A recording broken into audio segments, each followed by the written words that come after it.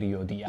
უშუალოდ ქმედებაზე არ გადავდივართ, მაგრამ კვლევითი საქმიანობებისთვის მით უმეტეს რომ მორიელში გადმოდის ეს რეტროგრადული მერკური გადასარევი პოზიციაა. ზოგადად მორიელში იქნება თუ სად იქნება ზოგადად საუბარი არის იმაზე რომ შინაარსი არის ასეთი რომ ინფორმაციული ველი სამყაროში არის დამუხრუჭებული, მაგრამ დიდი პლუსი არის ის რომ ის რასაც შეიძლება მივიღოთ რეტროგრადული მერკურის პერიოდში ინფორმაცია რაც გაინტერესებს თქვენი საკუთარი თავის შესახებ ნებისმიერი ინფორმაცია ხო რომელიც არ იხება რაღაც დოკუმენტებს არ იხება რაღაც ოფიციალურ რაღაცებს ხო ანუ ეს ასეთი ინფორმაციას ვერასდროს ვერ მიიღებთ იმიტომ რომ აკაკი სწორედ თქვა რომ ეს არის პერიოდი ჩაღმავების და ჩვენი ტვინი სხვანაირად მუშაობს ამიტომ ყველა პერიოდი სამყაროში არის კარგი თუ ჩვენ იმას სწორედ გამოვიყენებთ შესაბამისად ესეც არ არის ცუდი პერიოდი უბრალოდ უნდა დავემორჩილოთ რა მეტად დაკვირვებულები ვიყოთ კომუნიკაციაში ინფორმაციებში იმიტომ რომ გადავამოწმოთ რაღაცები ხო ამიტომ ვიძახით ნახეთ ტრანსპორტიც კი ხო მაგ პერიოდში დამუხრუჭებული აგვიანებს ავტობუსი ხო პირდაპირ ეს თემაა რომ ხო ანუ რასაჩვენებს მაგალითად ავტობუსებს რასაჩვენებს ეს რეტრო მერკური მაგ პერიოდში რომ რაღაცა იქ არასწორად გაქვს დაგეგმილი რაღაცეები ხო რაღაცა ნაწილი გაქვს შესაძლებელი მაგალითად ნაწილი გაქვს შესაძლებელი ნაწილი გაქვს გასაკეთებელი და ასე შემდეგ ხო ნუ მოკლედ ეს პერიოდი არის საინტერესო იმ ხრივ რომ ჩვენ შეგვიძლია ჩვენი წარსულის შეცდომების აღმოჩენა. რეალურად ეს არ არის დაკავშირებული არ ფსიქოლოგიურ პრობლემებთან, არც არაფერს თემებთან, უბრალოდ რეალური შეცდომები არის. ან კიდე რაც ჩემთვის მაგალითად ძალიან სასიამოვნოა და ყოველ რეტროგრადულ მერკურის ველოდები აუცილებლად ვიღაცა წარსულიდან შემოხვდება, ხო? ანუ ან ჩემი კლასელი, რომელიც დიდი ხანია არაფერი არ გამიგია, ხო, ან ნაცნობი უბრალოდ ძველი და ეს მე პირადად ძალიან სიამოვნებს. ეგეც აი დაუსრულებელი ურთიერთობები ხშირად, რომელიც ბოლომდე არ დასრულებულა, გააქტიურდება. ხოლმე მათ შორის პარტნიორულიც, დაუსრულებელი კონტაქტები. ამ პერიოდში უნდა დავფიქრდეთ ზოგადად და ჩაუღრმავდეთ, რა შეცდომებს ვუშვებ კომუნიკაციაში. რას შეცდომებს ვუშვებ სწავლაში, ინფორმაციის მიღებაში, იქნებ რაღაცას არასწორად ვაკეთებ, იქნებ მეტი ძალისხმევა, მეტი დაკვირვება საჭირო და ეს რეტროგრადული მერკური მით უმეტეს სწავლის ნიშანში მშვილდოსანში, ხო? გვაძლევს საშუალებას, რომ უფრო მეტად ჩაუღრმავდეთ ინფორმაციას და უფრო სიღრმისეულად ავითვისოთ ის თემები, რაც გვაინტერესებს. ხო, თუ საუბრობთ უკვე გადავდივართ არაზოგად მერკურიზე, არამედ მშვილდოსანზე, ხო? ანუ 9-დან 19-მდე იქნება მერკური მშვილდოსანში, სანამ გადავა მორიელში და ნახეთ რა არის მშვილდოსანი. ანუ მშვილდოსანი პასუხს აქებს ჩვენი სამყაროს სურათზე, ჩვენი სასიცოცხლო ფილოსოფიაზე. ანუ რა ნიშანიც არ უნდა იყოს თქვენ ზოდიაკოსი, მშვილდოსანი მაინც აუცილებლად სადაც ყავთ, ხო, სადღაც არის ჩვენი საზღვრების გაფართოვებაზე. ხო, ყველას თავისი აქვს ეს მშვილდოსანს, თავისი თემა ცალკეული ადამიანისთვის, მაგრამ ყველას ყავს მშვილდოსანი, ხო? და შესაბამისად, როცა მერკური რეტროვდება მშვილდოსანში, ის გვთავაზობს ჩვენს, რომ შეხედეთ თქვენი სამყაროს სურათს, თქვენი სამყაროს საზღვრებს და რას გვამოწმებიებს ამ პერიოდში, ხო? ანუ და პრობლემასაც შეიძლება დავინახოთ. ანუ რამდენად თქვენი იდეოლოგია, თქვენი იდეები რამდენად ჭეშმარიტია, ხო? ანუ თქვენი რითი ხელმძღვანელობთ თქვენ, ხო? ხო არ არის თქვენი მიდგომები, ხო არ არის მოძველებული, ხო არ არის ტყუილი, ხო? ან პრაქტიკული დაუშვათ და რას ვამოწმებს, მზათახართ თუ არა გადაამოწმოთ. თქვენი იდეოლოგია, თქვენი ცოდნა, ვარი თქვათ თავსმოხვეულ ავტორიტეტებზე და ჩამოაყალიბოთ, ან გაიხედოთ, კი არ ჩამოაყალიბოთ, ყოველ შემთხვევაში დავუშვათ თქვენთვის ახალი ცოდნა და ახალი ფსიქოლოგია. ხო, ეს ერთი პირველი, რასაც გვამოწმებიებს ეს მერკური. მერე კომუნიკაციის თემა. კომუნიკაციის თემა, ხო? ანუ მშვილდოსანში როცა რაღაცა ხდება, ნახეთ, ზოგ ადამიანს აქვს ასეთი თვისება, ყველას არა, რა თქმა უნდა, რომ სხვას ასწავლოს, თავს მოახვიოს თვითონ. ხო ასეთი მქადაგებელი იყოს რაც ხო არავისთვის არ არის სასიამოვნო და ანუ რაზე გამოწმებს ახლა რეტრო მერკური მშვილდოსანში ანუ მზათა ხარ თუ არა მოისვინოს ხვისი აზრი ანუ არ მოახვიო თავს არავის შენი აზრი და ანუ შეცვალო ურთიერთობის სტილი ხო გაგწელეთ ხო და მშვილდოს აი ზოგადად რეტრო მერკურის დროს ვამბობთ რომ რაღაც ახალი სწავლა არ არის კარგი მაგრამ თქვენ თუ უკვე მაგალითად რაღაცის სწავლა ძალიან დიდხანს გინდოდათ დაიწყეთ და არ გააგრძელეთ აი მიბრუნებისთვის სწავლის კუთხით ძალიან კარგი პერიოდია გარდა იმისა რომ ამ პერიოდში უნდა ჩავუღრმავდეთ ჩვენს სოფხედველობას, როგორია ჩვენი სამყაროს ხედვა, ჩვენი ფილოსოფიური ხედვა, სწავლის თემების კუთხითაც ძალიან კარგი პერიოდია. ასევე აი მაგალითად სწავლას არ იხება, ну ახალი სწავლა შეუძლია ადამიანს დაიწყოს, იმიტომ რომ სწავლას ეს არ იხება, ანუ ჩვენ სკოლაც კი დაგვიწყია რეტროგრადულ მერკურიზე, ანუ იმიტომ რომ ადამიანი ნახე ხო არ მოდის დაუშვათ რაღაც თემაში, აი ახლა უცებ ეხად გამიჩნდა იდეა და ეხლა მივივარ და ეხლა უნდა ვისწავლო. როგორც ეს წინასწარ ფიქრობს ადამიანი ამაზე და თუ წინასწარ ფიქრობს და გაანალიზებული აქვს ის, აი ამ რეტრო მერკურის პერიოდში კაგრას რომ ძალიან ნორმალურად მობრუნება, ხო, მობრუნება თემის და პირიქით კარგიც არის. ან მაგალითად მშვილდოსანი დაკავშირებულია აი უცხოეთში წასვლასთან და დიდხანს გვინდოდა უცხოეთში წასვლა, გვინდოდა ამ საბუთების მოგვარება. ეხლა პირდაპირ რა თქმა უნდა ხელმოწერა და მსგავსი რაღაცეები არ არის კარგი, მაგრამ თუ დაგიბრუნდებათ ეს თემა, კარგი პერიოდია, რომ აქ უცხოეთთან დაკავშირებულ საკითხებს ჩაუღრმავდეთ. საბუთების გასარკვევად, საბუთების მოსაგროვებლად, იმიტომ რომ თვითონ წასვლა რეტროგრადული მერკურის პერიოდში არც ისე კაია იმ ამბავში, რომ ნახე შენ კი დაგიბრუნდა თემა, მაგრამ სამყაროში ზოგადად არის რეტროგრადული პერიოდი და დაუშვათ შენ ყველაფერი კარგად გაქვს სიტყვაზე, მაგრამ ზოგადად ხდება დამუხრუჭება, ხო? ყველაფრის დამუხრუჭება ხდება. ამიტომ უშუალოდ წასვლა შეიძლება არ იყოს კარგი მაგ პერიოდში, მაგრამ დაკავება ამ თემით, გაგება ამ ყველაფრის, აი ეს იქნება ძალიან კარგი. კი. გარდა ამისა, ძალიან საინტერესო თემა, ამასაც გავშალოთ რა, ანუ ამბიციების თემა. ამბიციები, იმიტომ მშვილდოსანი ყოველთვის არის დაკავშირებული ჩვენ ამბიციასთან. და აი რეტრო მერკურის პერიოდი გამოწმებიებს, სიტუაციურად გამოწმებიებს, რამედენად შენი ამბიცია შეესაბამება შენ რეალურ შესაძლებლობას. ანუ შეგიძლია თუ არა შენ ეხლა რეალურად შეაფასო, დააკორექტირო შენი გეგმები, ხო? ანუ ეს მოიცავს ყველაფერს, განათლებას, კარიერას, ბიზნეს სტრატეგიას, ხო? იმისთვის რომ ეს გეგმები გახდეს განხორციელებადი. ხო, კიდე რა შეიძლება ვთქვათ, აი იურიდიული საკითხები მითი მაგების მოსაგვარებლად, ანუ მშვილდოსანი ეს არის სამართლებრივი საკითხები, იურიდიული საკითხები. ერთის მხრივ აქ რო რეტროგრადული მერკურია, შეიძლება რომ შეფერხებებს შევხვდეთ. მაგალითად, ახლა დავა რეტრო მერკურიზე მშვილდოსანში არ უნდა დაიწყო, ხო, სასამართლო დავა. და მაგალითად შეიძლება სასამართლო ჩანიშნულია გადაიდოს და მსგავსი რაღაცებიც მოხდეს.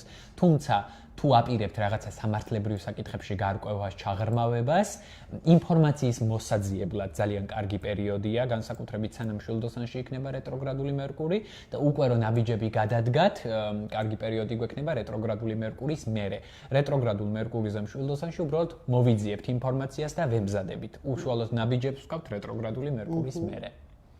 ხო, შემდეგი ეტაპი ამ რეტროგრადული მერკურის და თავისებურება არის იმაში, რომ გადადის მშვილდოსნიდან გადადის მორიელში და მორიელში რეტრო მერკური ცოტა სხვა 19 რიცხვის მერე გადადის და უკვე 29 ნოემბრამდე იქნება მორიელში და ცოტა სხვა ამოცანები მოაქიგ და იქ საინტერესო მომენტია რომ რაღაც მომენტში მორიელში რო გადავა ხდება ლილითთან შეერთება რეტრო მერკურის და აი საინტერესო ეს თემა გავშალოთ ხო რაც არის დაკავშირებული მორიელთან ხო მე დაიწყე შენ და მე მორიელი ზოგადად არის ძალიან ღრმა ნიშანი ეს არის ფსიქოლოგიის ნიშანი ეს არის ჩვენი ქვეცნობიერის ნიშანი ჩვენი ტრავმების ნიშანი სიმბოლურად დაკავშირებულია მორიელი ჩვენს ყველაზე ღრმა ფენებთან ხო ყველაზე ყველაზე ღრმა ფსიქიკურ პროცესებთან. აქ რო არის რეტროგრადული მერკური, შეიძლება აი ქვეცნობიერში რაღაცები გავდევნეთ, არ დავამუშავეთ, რაზეც ტაბუ გქონდა დადებული, რისიც გვეშინო და რეტროგრადულმა მერკურიმ, რაც ოდესღაც გამდევნეთ, ხო ეს ყველაფერი შესაძლებელია, რომ ერთიანად ამოყაროს. ანუ დაგვიმძიმდეს გონება, მოგვაწვეს ნეგატიური ფიქრები. ზოგადად მორიელში მერკურის ისედაც ახასიათებს ძალიან შფოთვარე აზროვნება, ნეგატიური ფიქრები და მით უმეტეს ახლა ლილიტთან ამ მთელ ნეგატივს, ამ მთელ ფსიქოლოგიურ პრობლემებს, რაც ოდესღაც გამდევნეთ, ერთიანად წამოყრის. ეს არის პერიოდი, როდესაც უნდა იმუშაოთ თქვენს სიღრმისეულ მხარეზე, თქვენს ტრავმულ მხარეზე, რისი გეშინია. რა გაქვს დასამუშავებელი? ანუ რასაც ფსიქოლოგიაში ქვია მუშაობა ჩtildeთან. აი ჩtildeთან მუშაობა, იმიტომ რომ ის გვაძლევს ჩვენ მაპატიაკაკი რო შეგაწყვეტინე, ანუ გვაძლევს ჯერჯერობით ლილით ჩtildeია და მით უმეტეს მორიელში, ხო?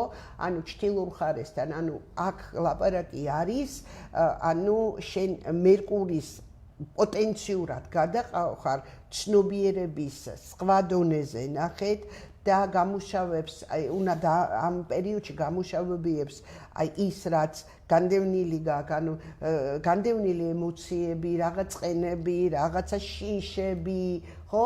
და გეუბნება რომ შენ უნდა სახელი დაარქვა მას. ნახე, როგორც კი სახელს დაარქმევ, ხო, რასაც ვერ არქმევდი აქამდე სახელს, უკვე ჩათვალეთ ნახევარზე მეტი საქმე მოგვარებულია, ხო?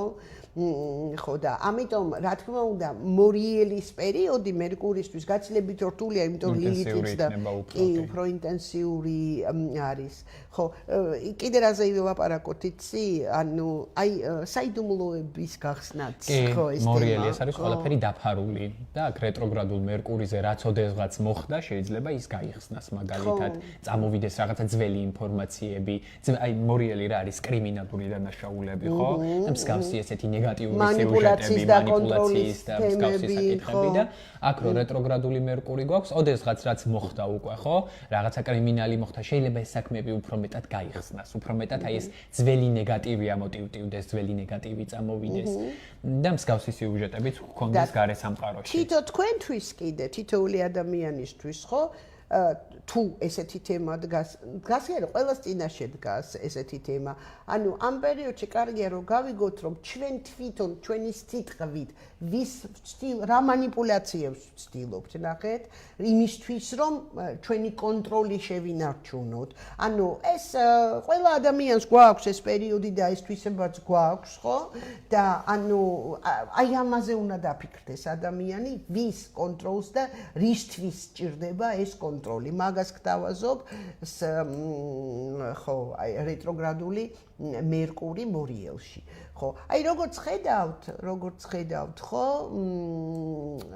ანუ ნებისმიერი პერიოდი ჩვენ ცხოვრებაში ჩვენ შეგვიძლია კარგად გამოვიყენოთ, ხო? იმიტომ რომ ნახეთ, მორიელი რთული ნიშანია ზოგადად მორიელი და მერკური იქ რო შედის, ანუ თავისებურ ფსიქოლოგიურ რევიზიას გთავაზობს, ხო?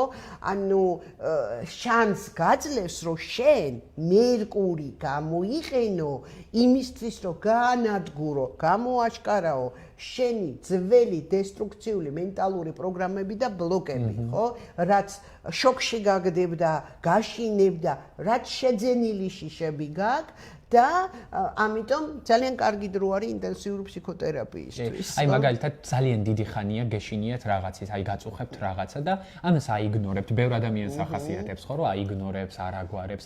აქ რეტროგრადული მერკური რო იქნება მორიელში, ეს პრობლემა უფრო მეტად გამწვავდება და რატო გამწვავდება? იმიტომ რომ სამუშაო გაქვს ამაზე, ხო? ანუ ამოგიქეკავს იმ ძველ ქვეცნობიერში განდევნილ რაღაცა შიშებს, ტაბურირებულ თემებს და მსგავს თემებს. კი ბატონო. კიდე ესე იგი რო დავაჯამოთ, ხო, ასეთი ინტელექტუალურ კვლევას გთავაზობს, ნახეთ, როგორი თემების მორიელში. ხო, მორიელში ეს არის დაკავშირებული, როგორც თქვა აკაკიმ, საიდუმლოსთან, ეზოთერიკასთან, მისტიკასთან, ფარულ პროცესებთან და მერკური ამ შემთხვევაში გვაძლევს საშუალებას რომ ვიპოვოთ ის, რაც არის დამალული. პრინციპში ნებისმიერ ინფორმაციას ეხება ეს, ხო? ამიტომ ხო, ესეც პერიოდი შეგვიძლია გამოვიყენოთ. გარდა ამისა, ეხლა წყლის ნიშანია მორიელი და წყალი ყოველთვის არის დაკავშირებული ემოციებთან, ჩვენ გრძნობებთან, ხო? მერკური კი არ არის ემოციებთან დაკავშირებული, მაგრამ მერკური ისეთი პლანეტაა, ჩემი მეგობრებო, რომ ყველაფერში მონაწილეობს. ნებისმიერ კავშირებს განახორციელებს. ამიტომ ასე ვთქვა, რომ არ არის ემოციებთან და კი, ფორმალურად არ არის ემოციებთან დაკავშირებული, მაგრამ განაგებს ყველაფერს, ხო?